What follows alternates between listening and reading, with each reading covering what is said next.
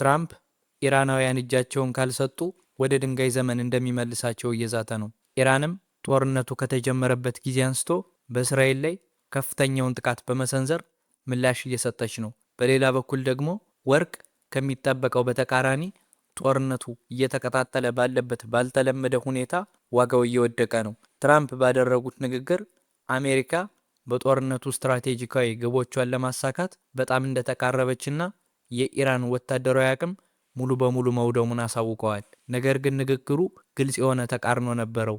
ምክንያቱም ለሚቀጥሉት 2 ወይም 3 ሳምንታት ጠንካራ ጥቃቶች እንደሚቀጥሉ ዝቷል። የጦርነቱን ማብቂያ ጊዜ ወይም ግልጽ የሆነ የመውጫ እቅድ ሳይገልጽ ይህንን ማለቱ ትላንት በ2 ሳምንት ውስጥ ጦርነቱን አቆማለሁ ከማለቱ ጋር ይጋጫል። በተጨማሪም ትራምፕ የሆርሙዝ ሰርጥን ደህንነት የመጠበቅ ኃላፊነት በነዳጅ ዝውውር ላይ ለሚደገፉት አጋር ሀገራት ሰጥተዋል። አሜሪካ መንገዱን ለመክፈት ጣልቃ እንደማትገባም ተናግሯል። ነገር ግን ከዚህ አንድ ቀን በፊት ትራምፕ የኢራን ፕሬዝዳንት የተኩስ አቁም እንደሚፈልግ ሲናገሩ ነበር። ይህ ንግግር ስለ አሜሪካ አስተዳደር እውነተኛ ፍላጎት ብዙ ጥርጣሬዎችን ይፈጥራል። ዓላማው የፔዜሽኪያን ተተኪ ነው ወይስ አዲሱ መሪ የሚሉ ጥያቄዎችም እየተነሱ ይገኛሉ። እነዚህ መግለጫዎች የሚመጡት ወታደራዊ ግጭቱ 2ኛ ወሩን በያዘበት እጅግ ወሳኝ በሆነ ወቅት ላይ ነው። በመሬት ላይ ያለው ሁኔታም ከትክክለኛ ኢላማዎች ጥቃት ወደ መሰረተ ልማትና የጦር መሳሪያ ማምረቻዎች ውድመት እንዲሁም ወደ ተወሳሰበና ብዙ ግንባሮችን ወደ ከፈተ የድካም ጦርነት እየተቀየረ ነው። የእስራኤል ጦር ከአሜሪካ ኃይሎች ጋር በመተባበር በኢራን ጥልቅ ግዛት ውስጥ የሚገኙ 15 ያህል ትላልቅ የጦር መሳሪያ ማምረቻ ቦታዎችን ለማጥቃት የጥቃት አድማሱን አስፍቷል። እነዚህ ኦፕሬሽኖች በኩዜስታንና በኢስፋሃን የሚገኙ ግዙፍ የብረታ ብረት ፋብሪካዎችንና በቴህራን የሚገኙ የኬሚካል ምርምር ማዕከላትን ያካተቱ ናቸው። ዓላማውም ወታደራዊ አቅርቦት ሰንሰለቱን ሙሉ በሙሉ ሽባ ማድረግ ነው። በሌላ በኩል ደግሞ ለዚህ ወታደራዊ ጥቃት ከኢራንና ከአጋሮቿ ጠንካራና ፈጣን ምላሽ ተሰጥቷል። በኢራን የሚደገፉ ታጣቂዎች ወሳኝ የሆኑ የባህር መስመሮችንና ጥቅሞችን ኢላማ ያደረጉ የተቀናጁ ጥቃቶችን መፈጸም ጀምረዋል። የኢራን ድሮኖችና ባላስቲክ ሚሳይሎች የባህረ ሰላጤ ሀገራትን የአየር ክልል ጥሰው በመግባት በባህሬን፣ ኩዌትና ኤሚሬትስ የሚገኙ ቦታዎችን መጥተዋል። ከዚህ ጋር በተያያዘም የእስራኤል ወሳኝ ግዛት በተከታታይ ባላስቲክ ሚሳይል ጥቃቶች ስር ወድቋል። በአንድ ዙር ብቻ 10 የሚሳይል ጥቃቶች የተሰነዘሩ ሲሆን እነዚህም ክላስተር ቦምቦችን የታጠቁና የመኖሪያ እንዲሁም ወሳኝ ቦታዎችን የመቱ ናቸው።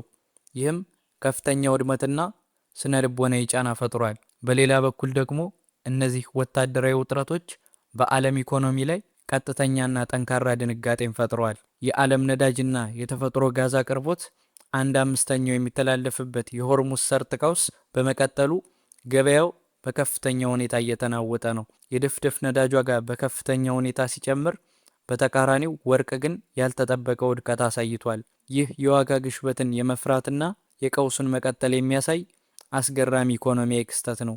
እየተካሄዱ ያሉት ወታደራዊ እንቅስቃሴዎችና የመሪዎች መግለጫዎች በታክቲካዊ ድብደባና በኢኮኖሚ ውዝግብ መካከል የተሳሰረ አዲስ የግጭት ምዕራፍ እየፈጠሩ ነው። ከዚህ ጋር በተያያዘም በርካታ ጥያቄዎች እየተነሱ ይገኛሉ። ትራምፕ ግባችንን አሳክተናል ባለበት ቅጽበት ኢራን እንዴት 10 የክላስተር ሚሳኤሎችን ልትተኩስ ቻለች? ትራምፕስ በእርግጥ ከጦርነቱ ወጥቶ የሆርሙዝ ሸለቆን ጣጣ ለሌላው ይተወዋል?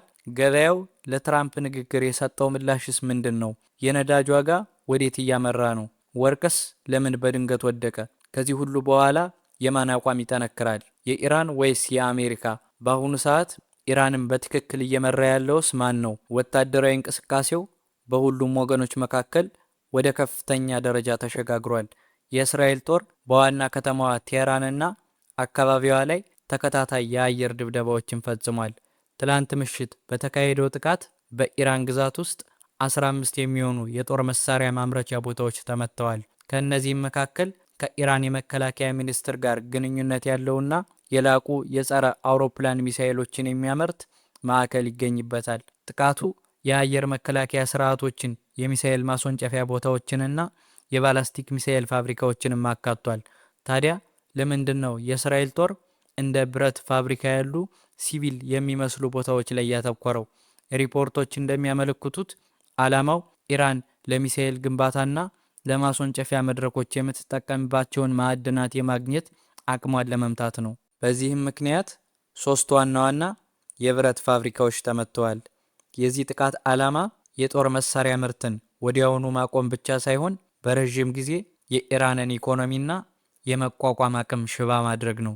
በሌላ በኩል ደግሞ ኢራንና አጋሮቿ ለእነዚህ ጥቃቶች ምላሽ በመስጠት በዚያው ቀን ከፍተኛ ጫና መፍጠር ችለዋል። ዝርዝር መረጃዎች እንደሚያሳዩት ኢራን ያልተመጣጠነ ምላሽ የመስጠት ስትራቴጂን በመጠቀም በአንድ ጊዜ ብዙ ግንባሮችን ከፍታለች። ምላሿም በሁለት መንገድ ተከፍሏል። በእስራኤል ላይ ሚሳኤል መተኮስና በባህረ ሰላጤው ቀጠና ድሮኖችን ማሰማራት ናቸው። የእስራኤል ጦር ቀኑን ሙሉ ተከታታይ የባላስቲክ ሚሳኤል ጥቃቶች ተፈጽመውበታል። 6 ጥቃቶች መፈጸማቸውም ጥቃቱ የተቆራረጠ እንጂ አንድ ጊዜ ብቻ እንዳልነበረ ያሳያል። ጦርነቱ ከጀመረበት ጊዜ አንስቶ ትልቁ የተባለ ጥቃት የተመዘገበም ሲሆን በጥቃቱም 10 የባላስቲክ ሚሳኤሎች ወደ ማዕከላዊ ግዛቶች ተተኩሰዋል። አንዳንድ ምንጮች ቢያንስ አንዱ ሚሳኤል ክላስተር ቦምብ እንደነበረው ሲናገሩ፣ ሌሎች ደግሞ አብዛኞቹ ሚሳኤሎች ክላስተር ቦምቦች እንደነበሯቸው ይገልጻሉ። ይህም በወቅቱ የነበረውን የጦርነት ብዥታ ያሳያል። በዝግ በሮች በኩል ደግሞ ጨዋታው የተለየ ነበር። ፖለቲካው ሌላ አቅጣጫ መያዝ ጀምሯል። ሚያዝያ 1 ፕሬዚዳንት ትራምፕ በዋይት ሃውስ ውስጥ ለ19 ደቂቃ የሚቆይ ንግግር አድርገዋል። ይህም ንግግር የመጣው የአሜሪካ አስተዳደር ከኮንግረሱ ከፍተኛ ጫና እየደረሰበት ባለበት ወቅት ነው። ምክንያቱም የ60 ቀናት የጦርነት ስልጣን ገደብ ሊያበቃ ተቃርቧል። ከዚህም በተጨማሪ የአስተዳደሩ ተቀባይነት መቀነስና በነዳጅ ቀውስ ምክንያት የተፈጠረው የዋጋ ግሽበት ህዝቡ ጦርነቱን እንዲሰለች አድርጎታል። አሁን ላይ ዓለማችን ያለችው በሚፈላ እሳተ ገሞራ ፊት ለፊት ነው። በቀጣይ ቀናት የመካከለኛውን ምስራቅ ካርታ የሚቀይሩና ገበያውን የሚያናውጡ አስገራሚ ክስተቶች ይጠበቃሉ። ሰላም።